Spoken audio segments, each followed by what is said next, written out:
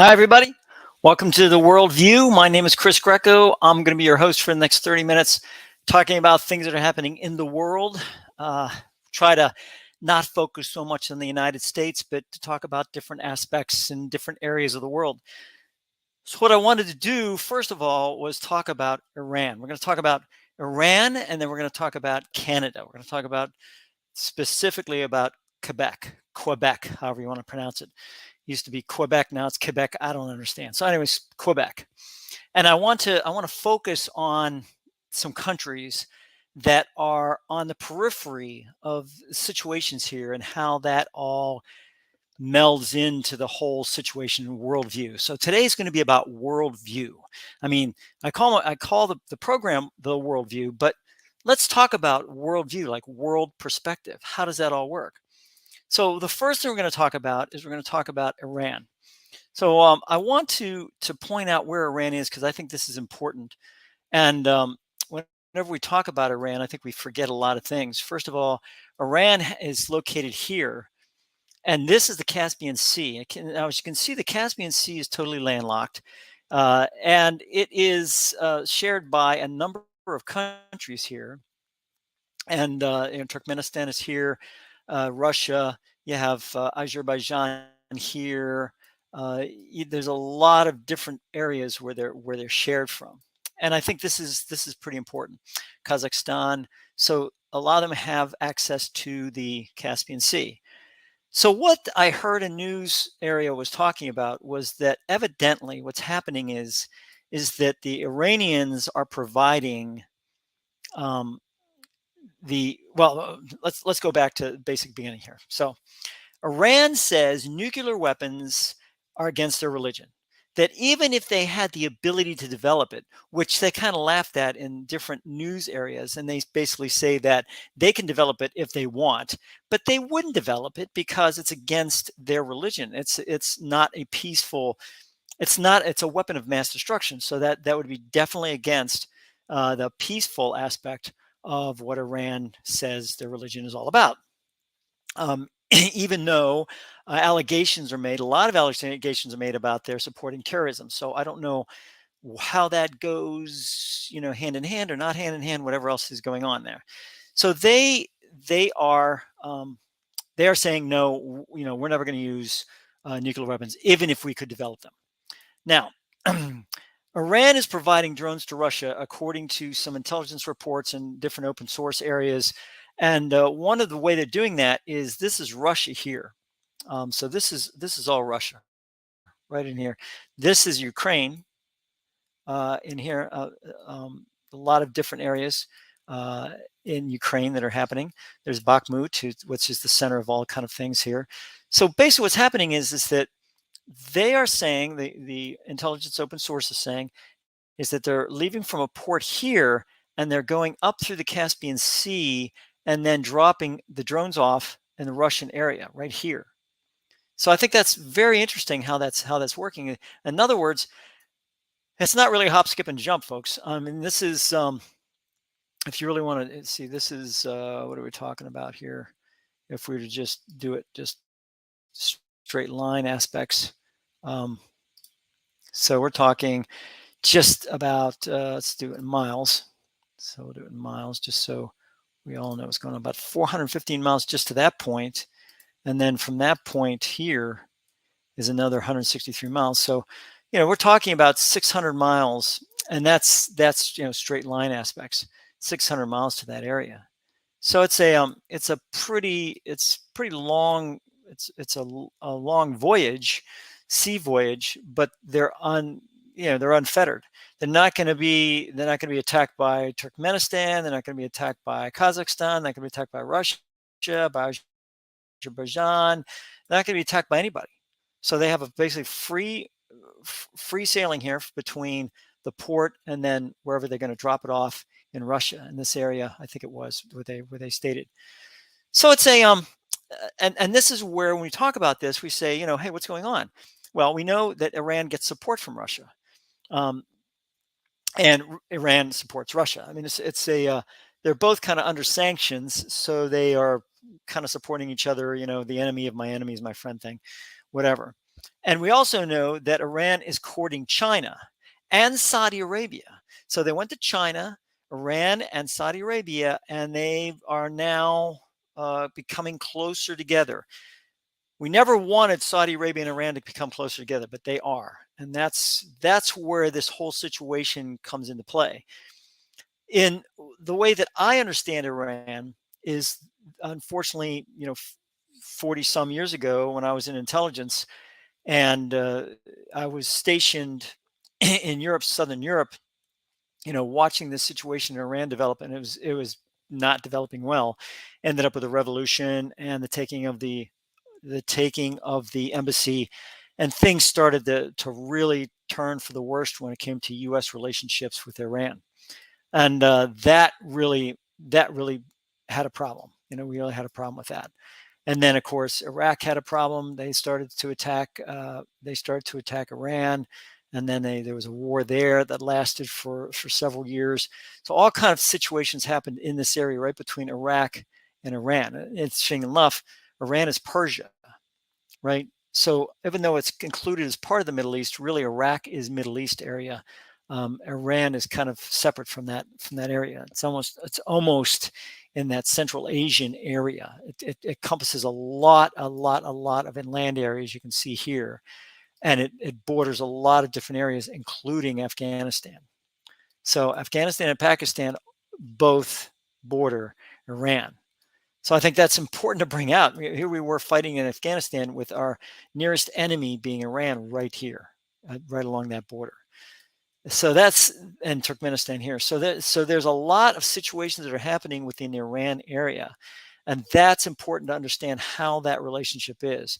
But the worldview, meaning Iran's view of themselves, according to press reports, stating that we have, hey, we don't want any problems here. We don't want to. We can develop nuclear weapons if we want, but we're not going to develop nuclear weapons because that's against our religion.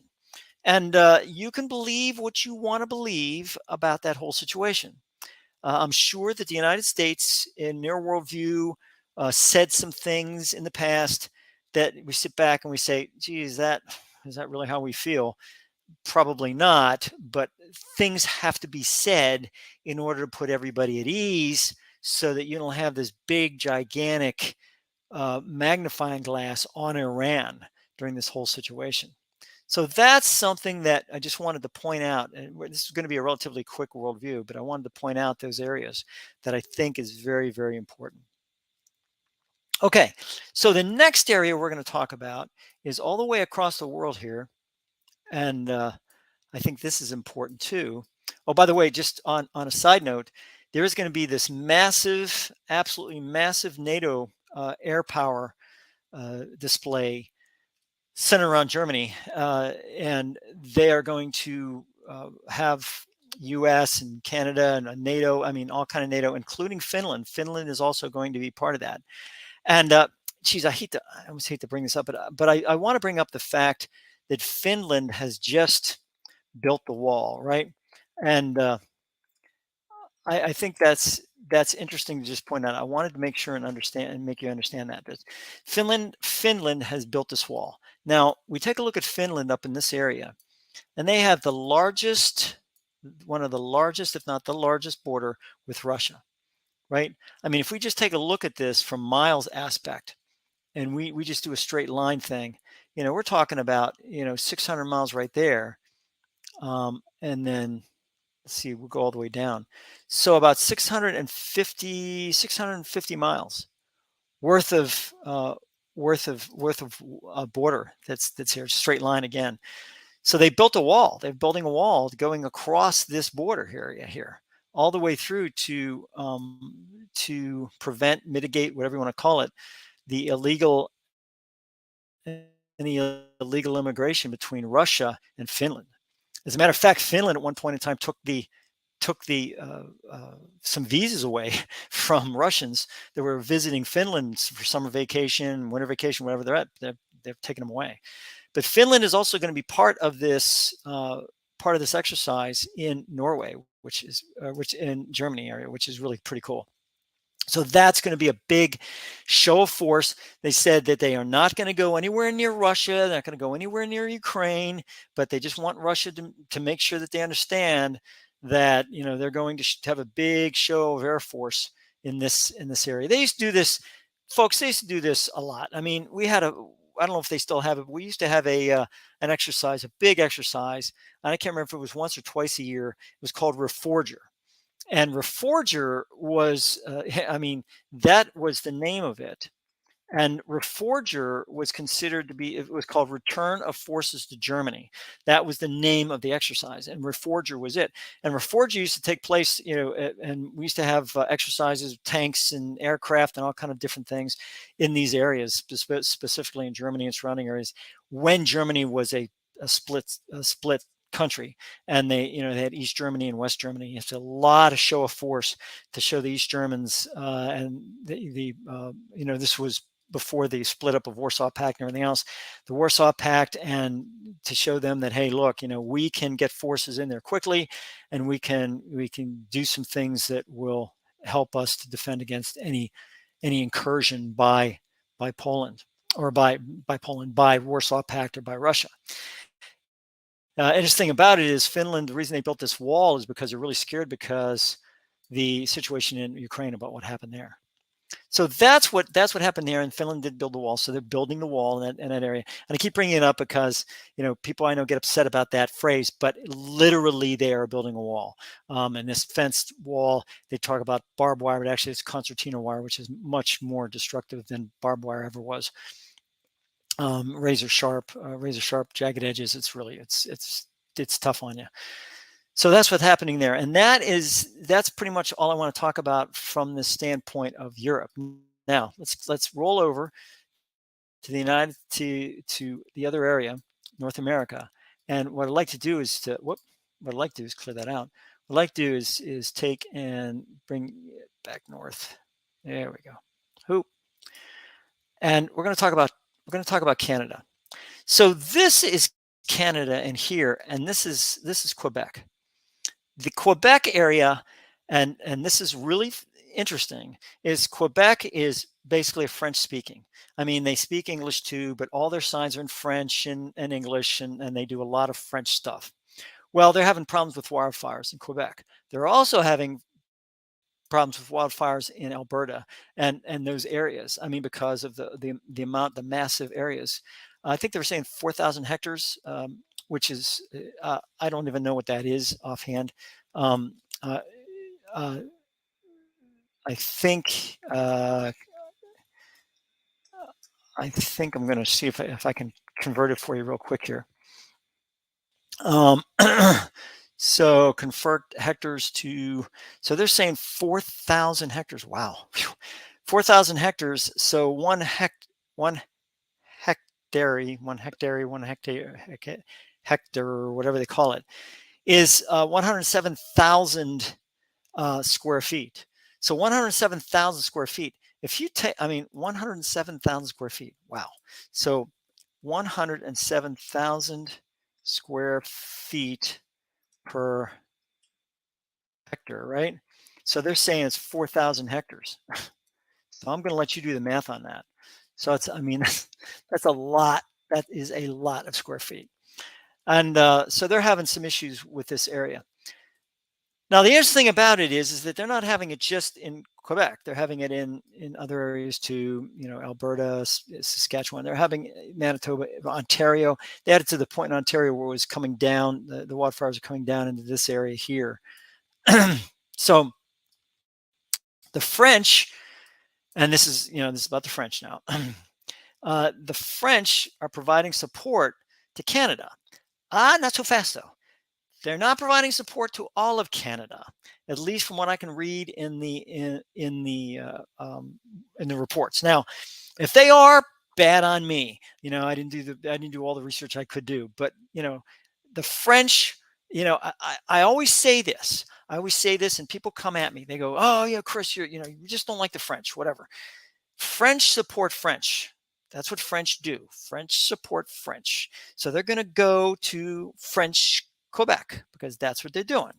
And they're going to be in French Quebec. So the wildfires are in Quebec. So I applaud them on their support to Quebec. That's fantastic. But there's wildfires in another part of Canada. So is the French, are they solely providing it to Quebec? Are they just, how is it working? And I think that's very interesting how, they state there's a lot of differences in terrain and topography and all that stuff, which, yeah, I guess it would be. But I don't know why. I always had this funny feeling that, and then I ask, why are the French in French Quebec? Really, do I even have to ask that question, right? So I have that situation where I take a look at this and I say, this is very interesting. Are the French, the Quebec, um, the French in Quebec have always been trying to separate from Canada and form their own country. And the last referendum they had, they were defeated. I'm wondering now if they go at that referendum, if they wouldn't be able to separate from Canada. You can see the land area here. Land area here is huge, right? Now, if they do that, there's Newfoundland and Labrador here, and there's Ontario here. They would literally be separating that area here from this area here. New Brunswick, Nova Scotia, all these areas would now be separate because they'd be separated from that because you'd have the country of Quebec right in there. And if Quebec was smart and they've separated, they would charge any type of tariff coming from Ontario all the way through Quebec into Newfoundland, Labrador, New Brunswick, Nova Scotia, Prince Edward Island, all these areas start charging tariffs, and now all of a sudden, they would be able to gain some areas. Also, you got to remember there's New York right here, and Montreal is right here, so it's very, very close to the United States, closer, I would state, than in some cases than Toronto is, because here's Toronto here, which is fine. But you got to come across. You got to come across and over to Rochester and all that. And here's Montreal right here. It goes right through. There's Vermont. There's New Hampshire. All these areas are well within driving distance of Montreal. So that's just something I just stating fact. The French are in Quebec. Are they also in Alberta? I don't know. I looked, I couldn't see anything. Doesn't mean anything from that standpoint. Now, one more thing I wanted to bring up, and I think this is important, is that the Canadians, right? The Canadians, I shouldn't say Canadians, Canadian expert, right? Feels better forest management would be better for preventing, mitigating wildfires. The climate change, in fact, they state it. They state, it's basically what's happening is that it has to do with why they're putting climate change at first. But what's happening is because of those areas, because climate change is the big deal, they put forest management as number two. And forest management should go hand in hand, if not take over those areas the climate change is talking about. Across the country in Canada, according to one report, CBC report, 2.7 million hectares of forest went up in flames last month.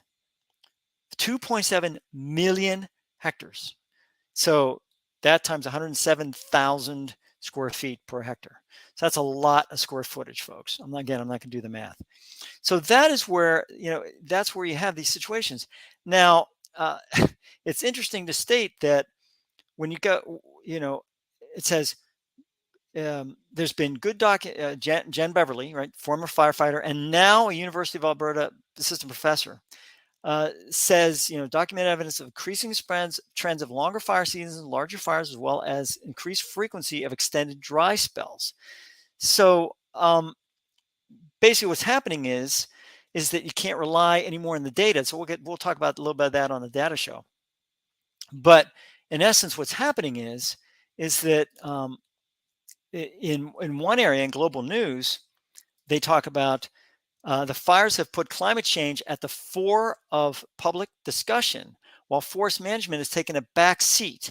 So Verena Gries, a professor in forest management at the University of British Columbia, said if we did more to manage our forests, we could help reduce the risk of fire, and says specifically, quote, forests in British Columbia are not really managed. Now, who said that last? Who said that last? I'll tell you who said that last, and it's going to cause, I know it's going to cause a ruckus on the show, but he said it was Donald Trump. Said that about the California wildfires. He said they needed better forest management. He was vilified because of that. And the bottom line is and what did President Biden say before he was president? Climate change. Now they're saying, look, we need, yes, there's a climate change factor in here, but you have to make sure to understand that forest management is part of that. So this is, I mean, this is something we talk about a worldview. This is what we're talking about here. And in the meantime, think back in the rest of it. So that's basically what is going on with the situation here, both in Iran, along with Finland, along with some other areas. So just remember, I think, whenever you take the show, is to sit back and take a look at the different ideas that are coming out from across the world, and then talk about how these things can be better, can be a perspective that might help you understand the entire world, right? Country by country, and how that country intersects with other countries. And I think that's the important part of the worldview. So on that note, I'm going to leave you. Thank you for listening. I do appreciate very much your viewing the worldview, and to sit there and tell you, look, you're going to agree with everything I say. That's absolutely not true, and I get that. If you have any problems, or you have something that you really want to get off your chest, or a question you want to ask, please, I'm available. You can certainly get a hold of me through my email. This is the email. Please, because I have both the data show and this show, I just make one, statisticsleuth.com, but both the worldview and the data show, you can get to me through this area. So that's what we're talking about, and we'll talk a little bit more about these wildfires and whatever else on the data show. So in the meantime, please have a great day, have a great week. By the way, tomorrow, very important. I'm glad I remembered. Tomorrow, very important, Flag Day. I think this is important. On June 14th, we have Flag Day. And this is something that is really kind of put on the back burner. We have, Memorial Day, and then a little bit about D-Day, and then there's nothing about Flag Day. Tomorrow is Flag Day. Put out your U.S. flag. It's it's of course it's optional. Of course it's optional. You'll have to put it out, but if you have one and you like to display it, tomorrow's the day to display it. The United States flag represents a lot of things, and I think it's important to understand that to wave the flag is something that is really, really neat in the United States, and it's done a lot in the United States. I see a lot of flags in the neighborhood. I see a lot of flags. My grandson points out the U.S. flag, and he's 3. So there's a lot of things that people understand about the flag, and I think it's very important to understand that and to wave it with pride. It really is a prideful moment for the United States as a country to display its flag. So happy Flag Day tomorrow on June 14th. And thank you very much for watching Worldview. You know how to get a hold of me if you need to from an email perspective. And have a great, great, great rest of the week. Take care. Bye.